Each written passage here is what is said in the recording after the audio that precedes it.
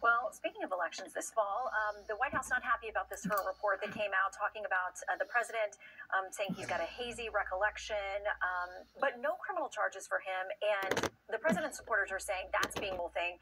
Here's some of the response to the report. I dispute that the characterizations about his memory that were in the report are accurate because they're not. I believe as a former prosecutor, the comments that were made by that prosecutor, gratuitous, inaccurate, and inappropriate.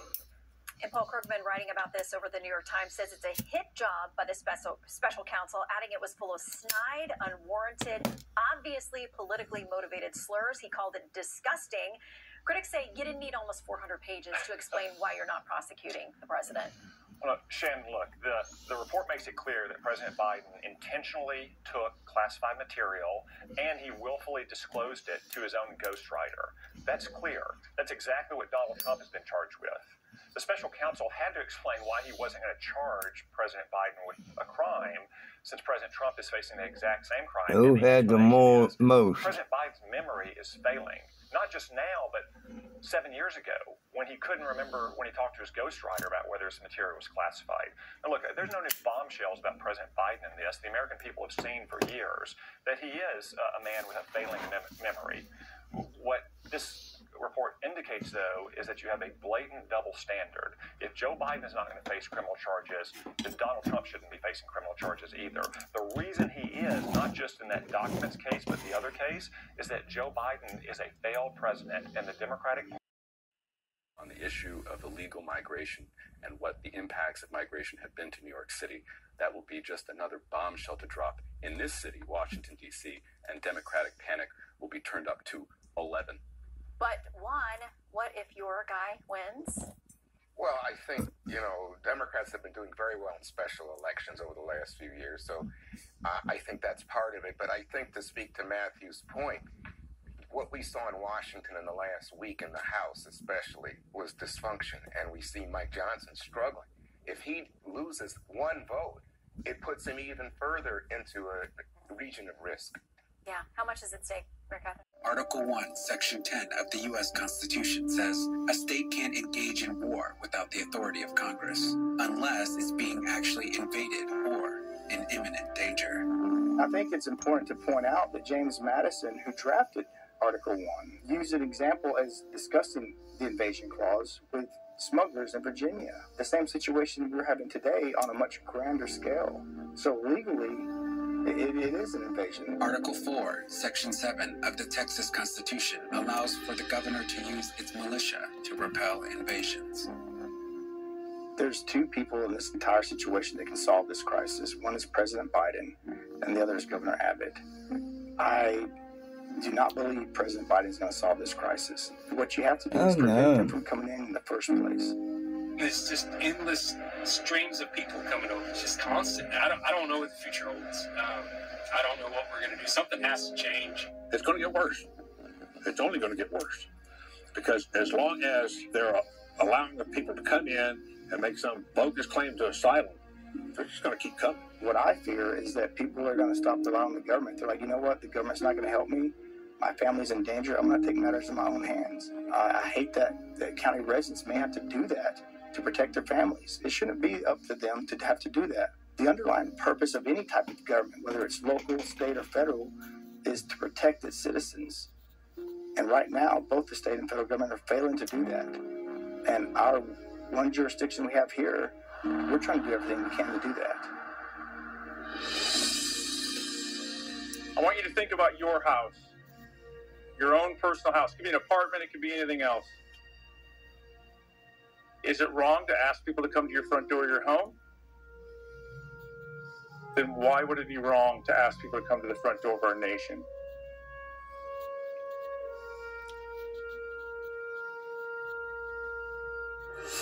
We'll be following that likely this summer. Congressman Adam Smith, always great to have you. Thank you.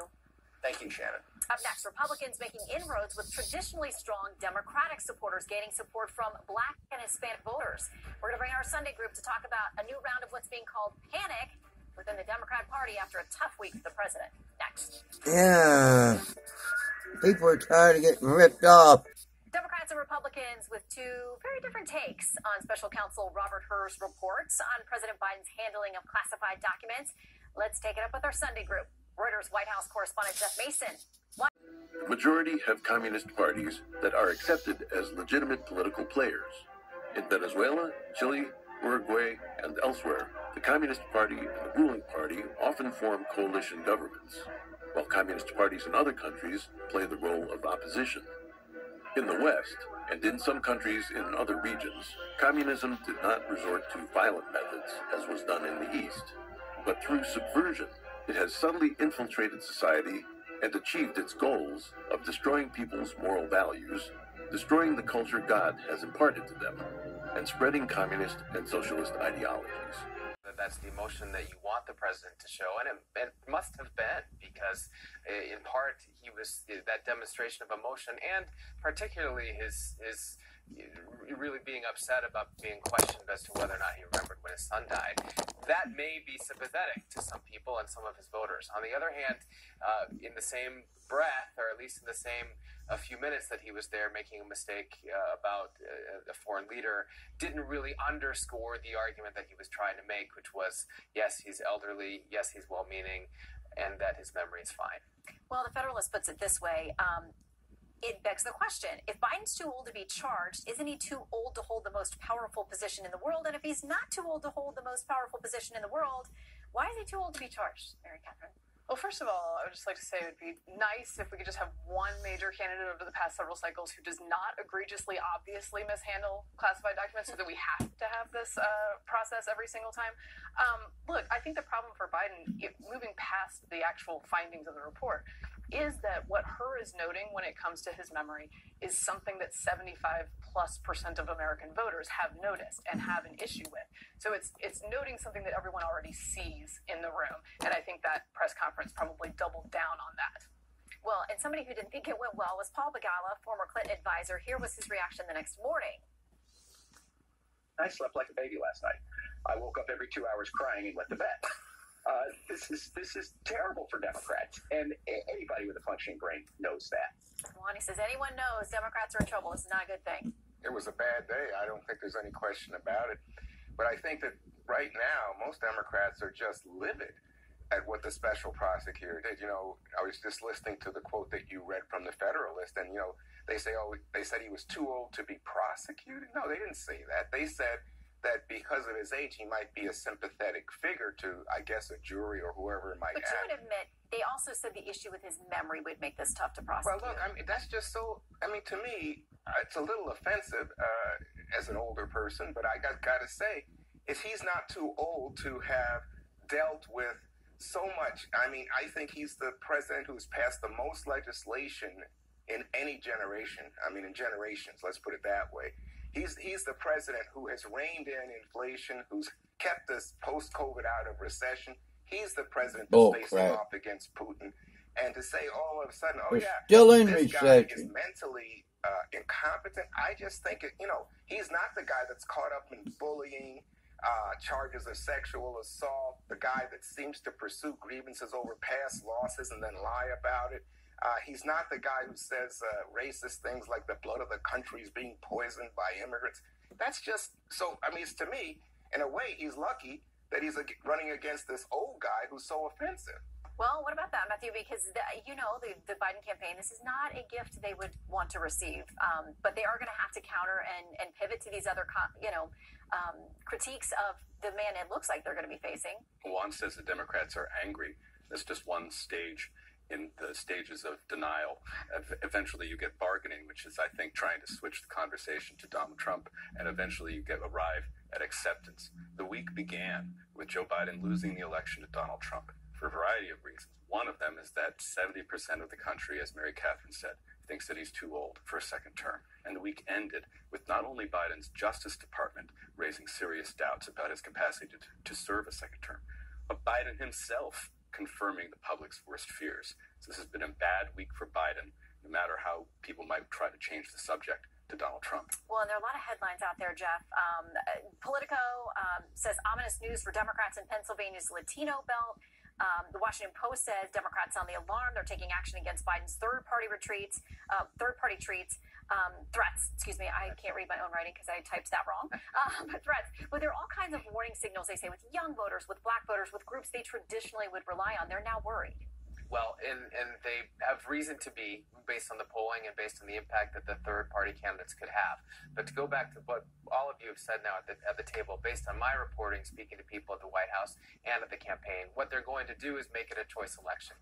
And they think, even with some of the negatives, at the end, choosing between Donald Trump or Joe Biden is going to be a choice for Biden. I don't think it's an easy choice. They've made it a tough choice. All right, we will pick up on that theme when we come back. Panel, do not go far. These guys are going to lose. Loyal to China. China issued a call to everybody to follow in April 2021 through the International Department of the Communist Party of China for everybody to follow the Chinese model. That is lockdowns, masks, vaccinations. This was Chinese mass line politics enforced by friendly politicians, by the World Health Organization, by the financial power that they have, but also by the power of the unions. Like the unions were used to shut down schools. The unions were used to shut down businesses.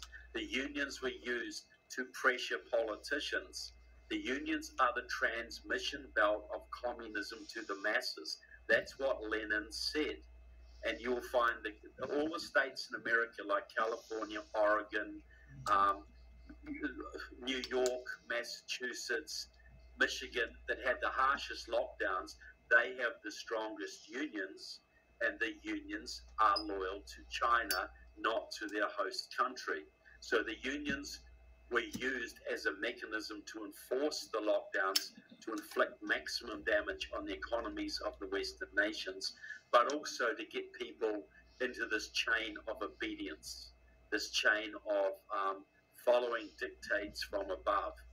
Reggie, the control mechanisms, the tools that you were talking about earlier, how are those actually being sold at the national level? Is it through the unions? Is it through the bureaucracies? Why are they going along with it? How is it being sold? Well, first of all, I would say that these documents are legally binding, and so there are no reservations. No reservations. And the way that they are being sold generally is just through fear. Like, we learned so much in the last pandemic, and so now he's actually coming to careful. We need all these things in place to make sure that the human race survives, et cetera, et cetera.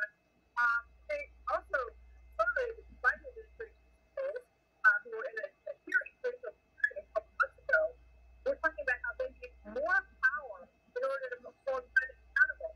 So my question is, having watched the exposure of corruption in the last decade, in what world do we want to give them more power? Why would we possibly believe that they're actually going to hold China accountable with their power?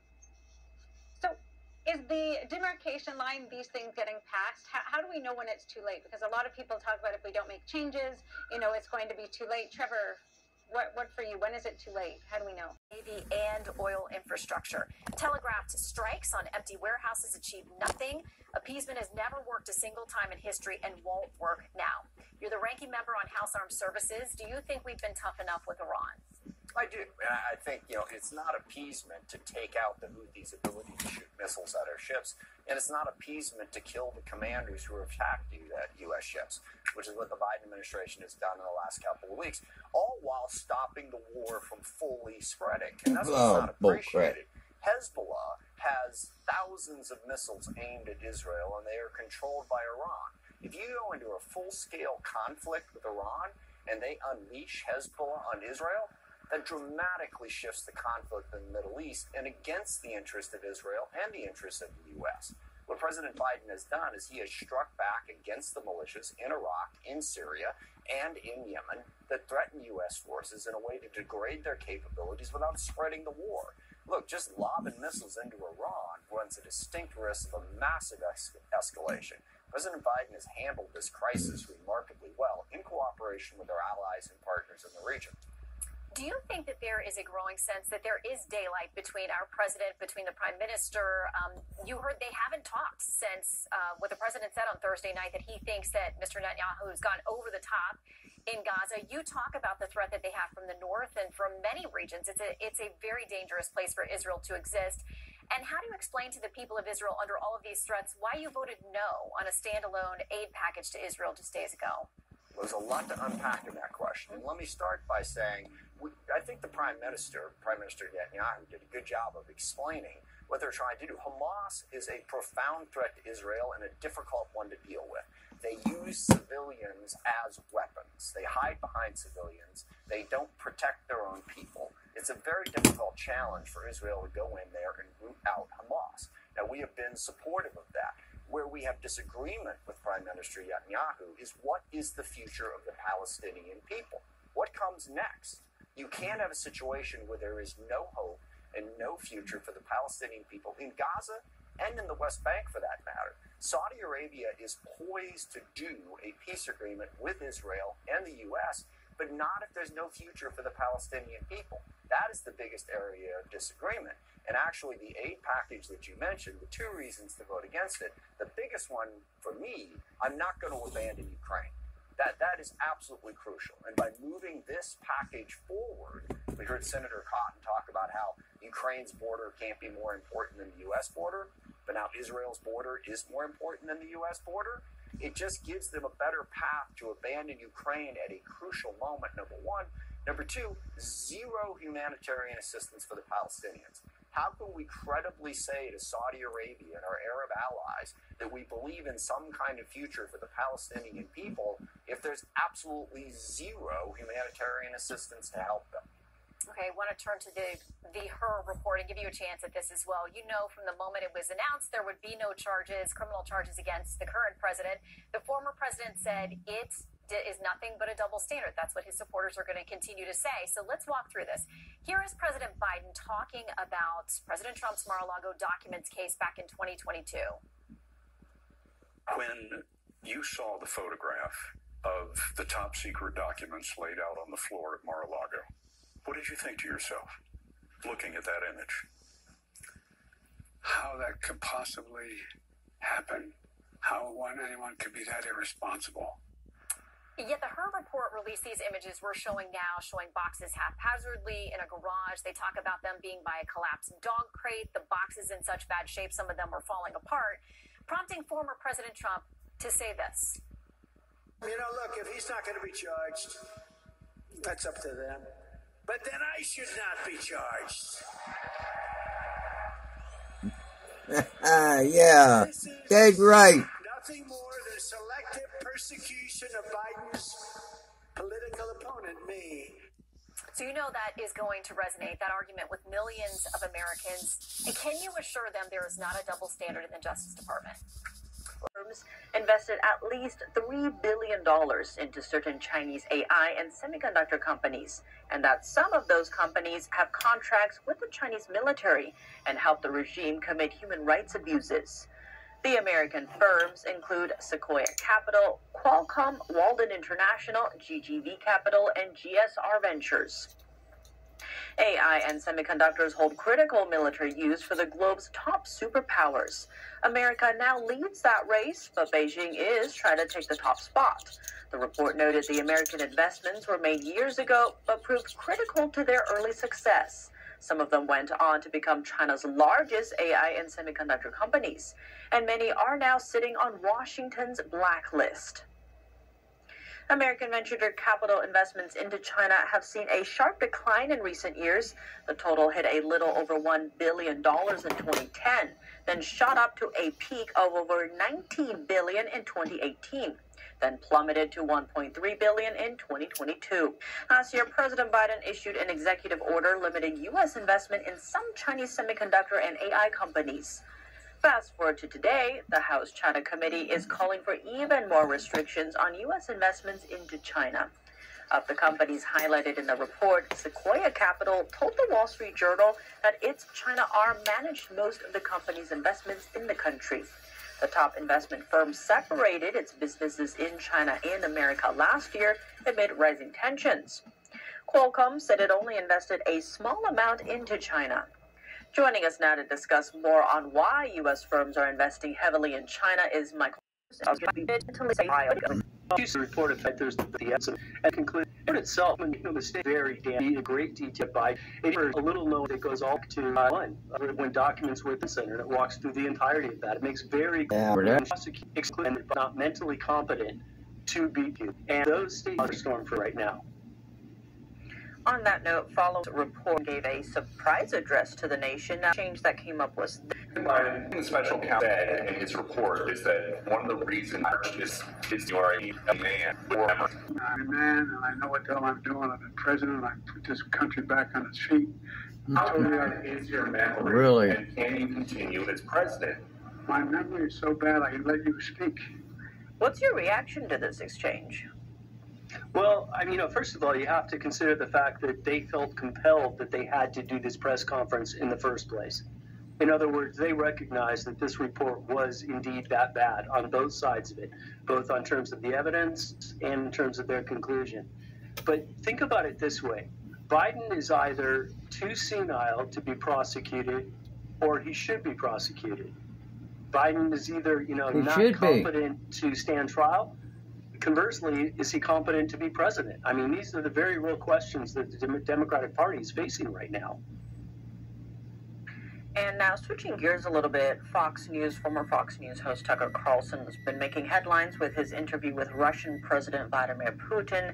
Now, there's been mixed reactions, especially in the media world, with even the EU proposing sanctions on him. What did you make of his interview, but also the reactions around it?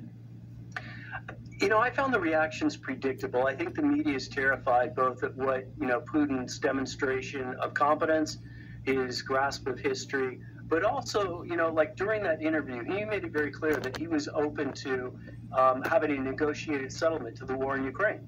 And yet, that's been an ongoing effort where there's a continual demand for funds to keep funding a war in Ukraine that's frankly unwinnable and has always, in my estimation anyway, has always been unwinnable. Now, the Tucker-Putin interview covered a range of topics, including AI and even Elon Musk, but what was most surprising to you? The length of it, the fact that he was willing to, it was such a breadth of topics that were covered. This interview went more than 2 hours in length. Again, though, the first thing that I gravitated to was Putin's throwing out there of his own, very forthright, that he wanted a negotiated settlement to Ukraine. That's probably the thing first and foremost that grabbed my attention. As well as the fact, this understanding of history and that Russia, I think, as a country, is much more tied to their history than, unfortunately, we are here in the United States right now. And one thing that seems to be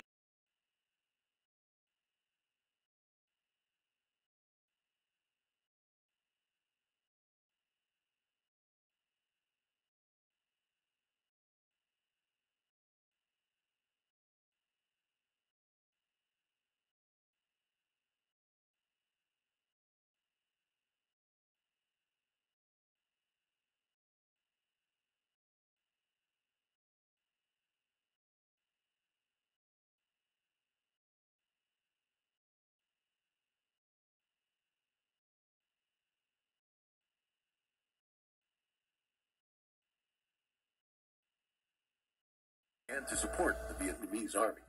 In just 1 month, the Khmer Rouge collapsed, lost the capital, Phnom Penh, and was forced to flee into the mountains and fight as guerrillas. In 1997, Pol Pot's erratic behavior caused quarrels within his own camp. He was arrested by Khmer commander Tam Mok and, in a public trial, was sentenced to life imprisonment. In 1998, he died from a heart attack. In 2014, despite the CCP's repeated attempts at obstruction, the extraordinary chambers and the courts of Cambodia sentenced 2 Khmer leaders, Khieu Samphan and Nguyen Chia, to life in prison. What did you make of that? Yes, in many respects, especially in kind of light of the overshadowing events yesterday, that was the thing that I thought was the most interesting at the very end. And Tucker made a point of showing it. For those that didn't see, Tucker was given a very large binder of documents from Putin to bring back, and it's unknown what's in there. But not only did you see that at the end of the interview and the handoff, but Tucker made a very real point of posting that as a separate clip, just he and the binder alone, and without telling us what's in there, making very clear what it was and pointed it out to everybody. So a lot of curiosity surrounding what's exactly in all those documents. Intriguing indeed. Jeff Carlson, thank you so much for your time. Thank you for having me. Good to see you again. In a letter to Garland, Tenney expressed her, quote, grave concerns about the situation, calling his mishandling of documents alarming. She says that the president's practices present, quote, serious risks to national security. The 25th Amendment provides the procedure to replace a president in the event of death, removal, resignation, or incapacitation. In that case, the vice president and the majority of either cabinet could transfer power from the president. And just days after a third straight victory in the Nevada caucuses, former President Donald Trump heads to South Carolina to hold a rally with supporters today. To Get Out the Vote event is happening at Coastal Carolina University in Conway. It comes weeks before the state's primary, which is set for February 24th. Right now, dozens of bills are pending that will defund.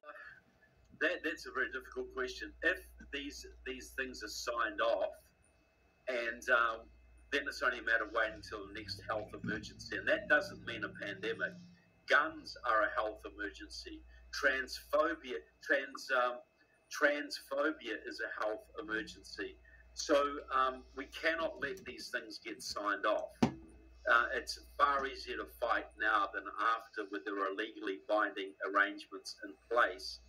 I think that when it's too late is if we go to the next election in the United States and we elect people who are willing to implement these things, or we either elect people who are not willing to implement these things, that will be the decisive time. Because if people are in power who refuse to do it, that can all be turned around, and the US is key to this. If the US refuses this, it will have no weight around the rest of the world. Jeffrey, go ahead. Do you agree? Yeah, I agree with that, except I would just say that, in some sense it's never too late, although I agree that it looks pretty grim. I mean, if the political leadership of the U.S. caves in, that will be a very bad sign for the future. At the same time, one of the strange things about this entire arrangement is that we are talking about a very tiny elite of people, very wealthy, very powerful, Illuminati. Ivy League educations. They imagine themselves to be the rulers of the world. That's what they think. They're not used to anybody disagreeing with them, and that's why they were able to get away with lockdowns the last time. And they still believe that world continues to exist, that nobody's questioning their power. But it's not so clear, actually, anymore. There is a massive global, for lack of a better term, populist movement that is rejecting all of this stuff. We're seeing it in the farmers' protests all over Europe and the United States. The loss of trust and the anger at the political elites is across all demographics. And this is true in Canada and in Latin America and all over Europe. I'm seeing, to the exact same extent, that this is a global effort by a global ruling class to take away people's rights and liberties and ruin the world. We're seeing the reaction to that also taking on a global shape. And we really are talking about the 99% versus the 1%. So what that looks like, we're going to have to wait and see, but it is, I would say, having a profound effect on the shape of politics. Let me pop back over to Trevor, because I know you've got to actually leave soon. So Trevor, I just want to ask you about, there does seem to be some genuine fear out there. And I want to ask you, A, how seriously to take that fear and how much of it is, being manufactured, and what to do about that? Because people seem to be acting out of fear and why they want to follow these policies. Everything. I mean, we're young kids, old people. We had a retired couple. They're in their 60s, trying to make ends meet, according to them. And we're getting people out of Ohio, Washington State, Illinois, flying in, picking up a rental car, coming to the border, trying to make quick money.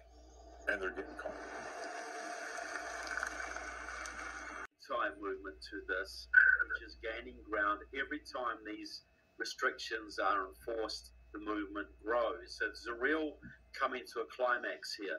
And as Jeffrey says, this is the 99% versus the 1%. There's more of us than there are of them. The difference is courage. We are going to need courage to win this battle. Our leaders have proven cowardly. The people are going to have to bring forth that courage, which usually comes from faith, to actually realize we are sovereign beings. We need sovereign countries. We need to chart our own course. There is no earthly power we should be bowing to at all. And that's what it comes to. This is a spiritual battle, and it's going to depend on enough courageous people from the grassroots standing up. Yes, we should be fearful, but that fear should help us to deepen our faith and develop our courage, to strengthen our courage to fight this. This is a pivotal time, very pivotal time, and I am optimistic, cautiously optimistic, that we can come through this in a better shape than we started. Okay, great to hear.